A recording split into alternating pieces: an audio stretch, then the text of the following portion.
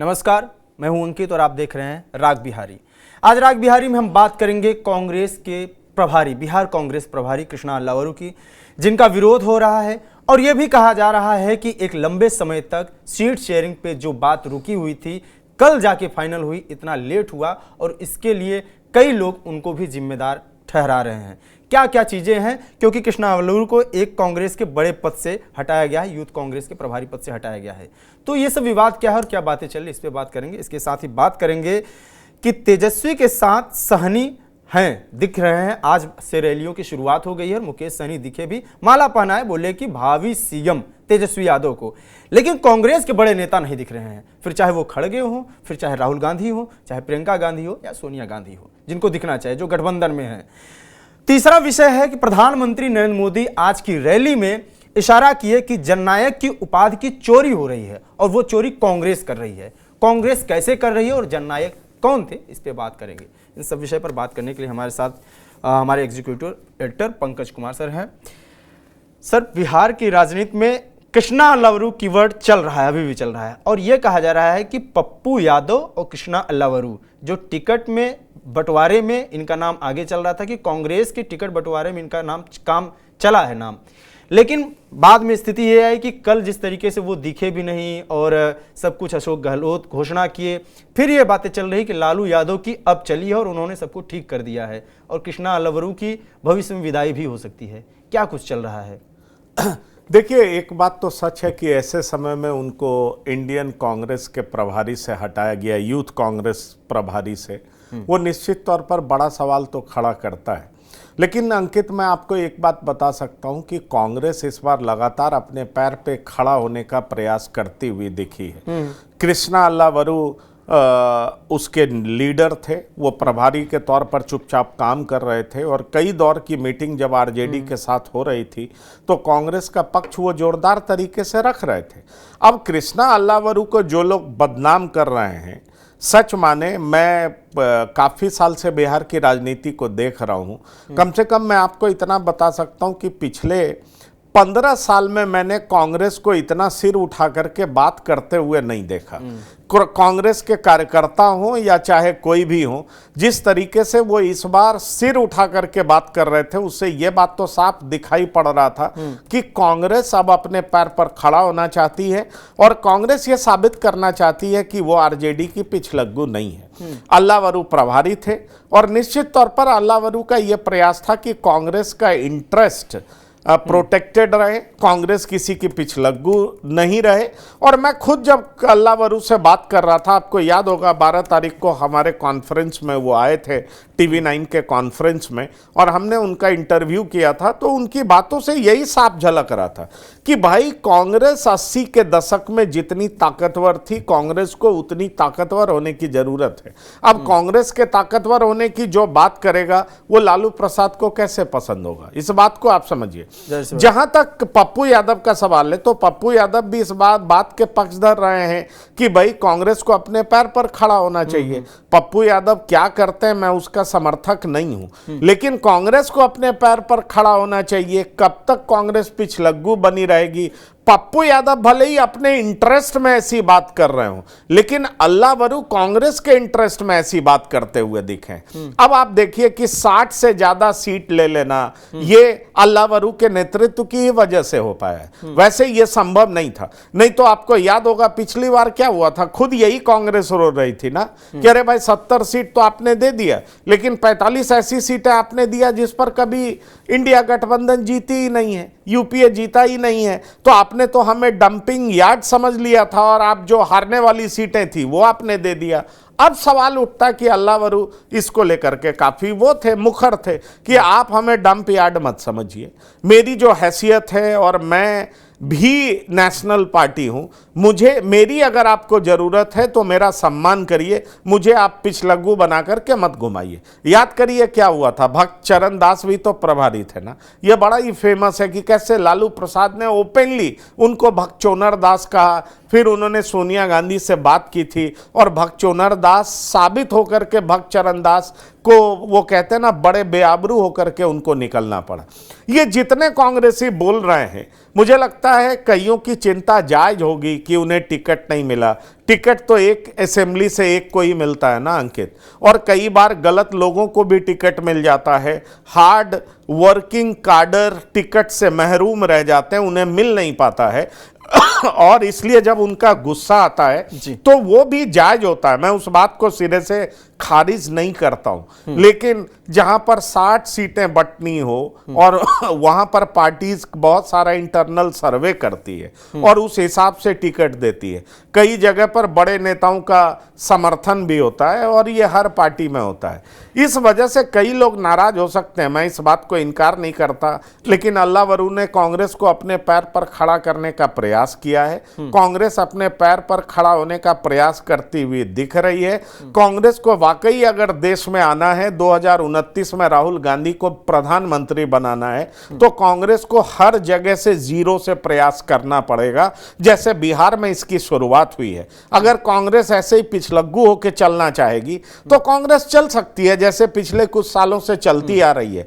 फिर यही होगा कि आप आरजेडी की मेहरबानी पर राजनीति करिए, आपका अपना कोई वजूद नहीं होगा। आज बिहार में क्या कांग्रेस कह सकती है कि कौन सी जाति कांग्रेस का आधार वोट बैंक है? नहीं कह सकती। कल कांग्रेस के पास दलित होते थे, अगर आप पीछे जाएंगे दलित होते थे, अपर कास्ट होते थे, मुसलमान होते थे।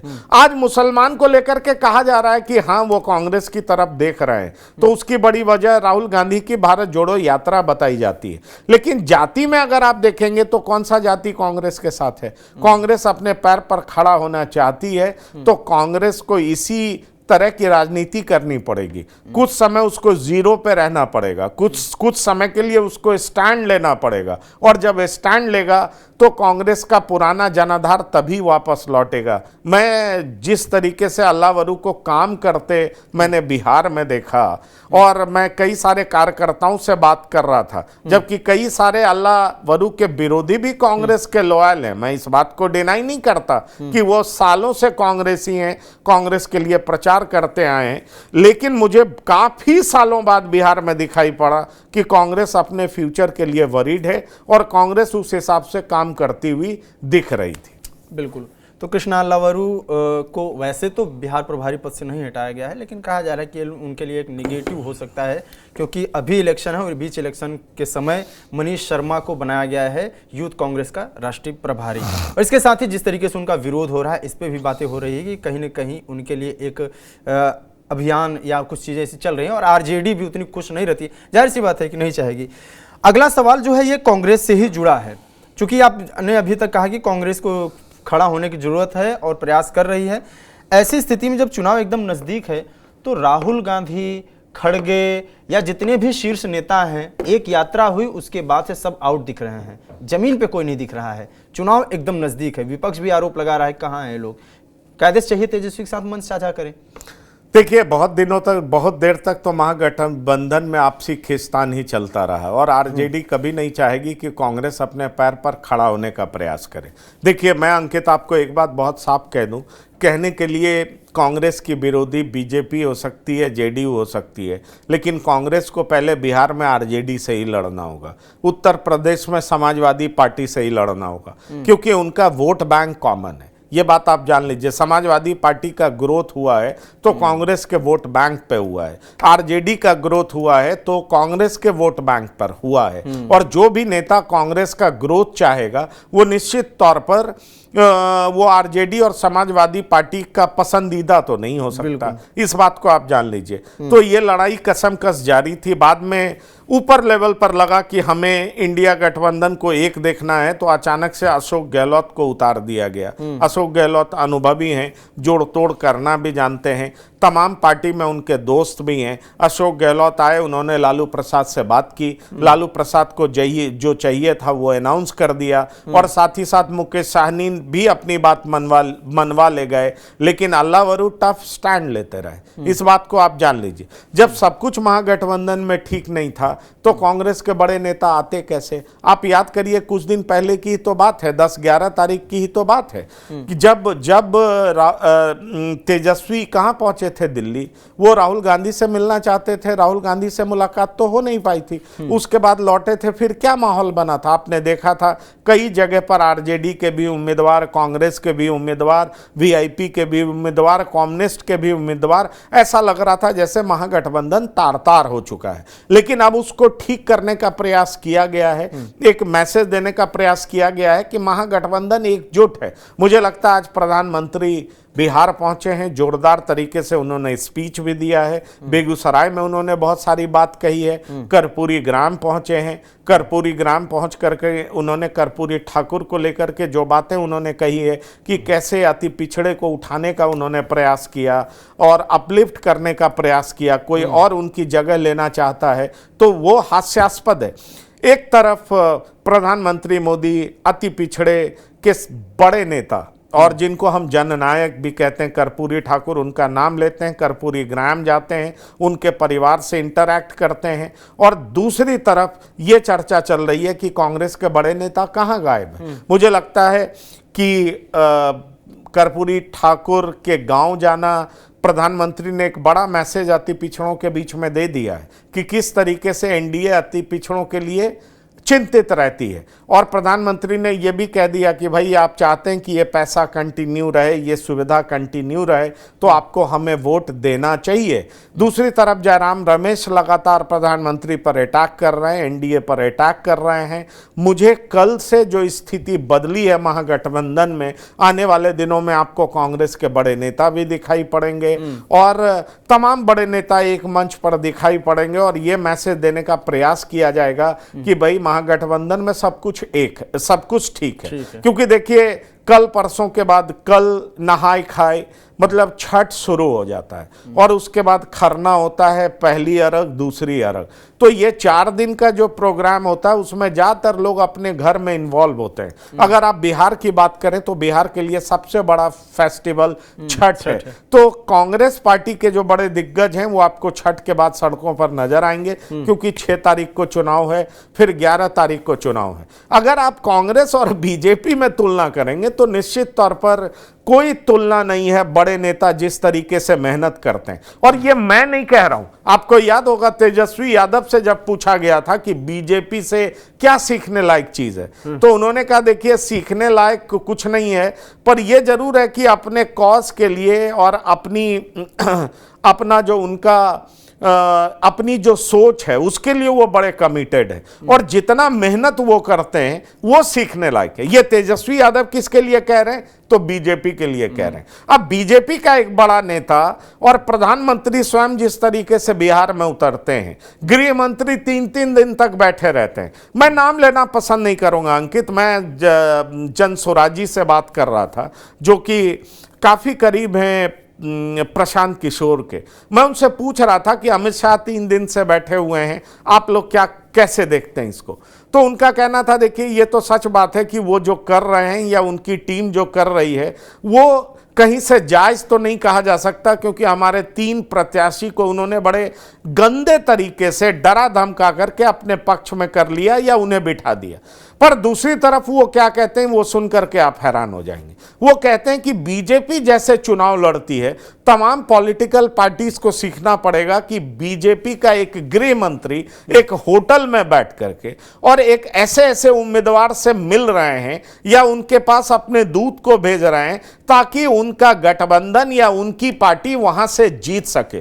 तो ये अमित शाह के माइक्रो मैनेजमेंट की तारीफ भी दूसरी तरफ कौन कर रहा था, तो जन स्वराजी कर रहा था। तो ये बीजेपी का स्टाइल है चुनाव लड़ने का, और इसीलिए मैंने आपको कहा अंकित कि इसकी तारीफ तो होती है। अब बीजेपी का जिस तरीके से सिंक्रोनाइज्ड प्रचार होता है, कैंपेन होता है, कई स्टार उतरते हैं, कई नेता उतरते हैं और बीजेपी सब कुछ झोंक देती है, वो अभी भी तमाम पार्टियों को सीखना है बीजेपी से कि कैसे कैंपेन किया जाता है।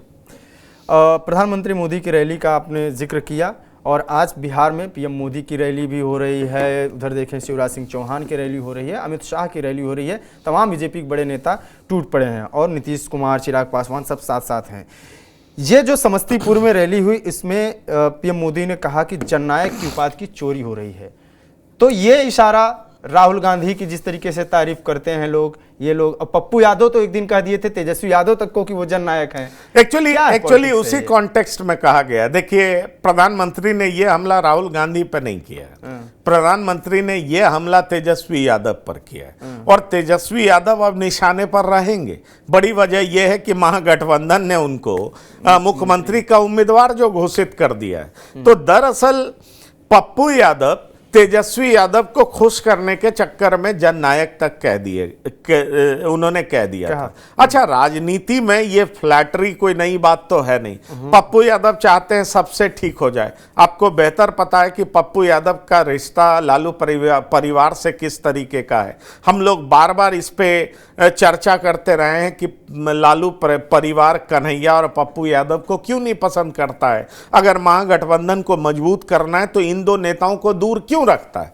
पप्पू यादव को जब मौका मिला तो उन्होंने तेजस्वी यादव की जमकर तारीफ कर दी, और तारीफ करने के राह में इस कदर आगे बढ़ गए कि उन्होंने उनको जननायक कह दिया। अरे भाई, ये कैसे आप भूल गए कि जननायक कर्पूरी ठाकुर को कहा जाता है। कर्पूरी ठाकुर इमोर्टल बन चुके हैं, और आपको पता है कि बिहार की राजनीति में कर्पूरी ठाकुर का क्या नाम है। और सिर्फ बिहार की बात आप नहीं करें, आप उत्तर प्रदेश की बात करें, जब भी पिछड़े अति पिछड़े की बात होगी तो कर्पूरी ठाकुर का नाम आएगा ही आएगा। और खास तौर पर हिंदी बेल्ट में जिस तरीके से पिछड़ों और अति पिछड़ों की राजनीति सिर चढ़ करके बोल रही है, तो उसमें कर्पूरी ठाकुर का नाम कैसे पीछे हो सकता है। और कर्पूरी ठाकुर जननायक कहे जाते थे या कहे जाते हैं, तो फिर ये तेजस्वी यादव जननायक कैसे हो सकते हैं। तो इसी का मजाक एक तरीके से प्रधानमंत्री ने मजाक भी उड़ाया और कहा कि ऐसे लोग को जननायक बताया जा रहा है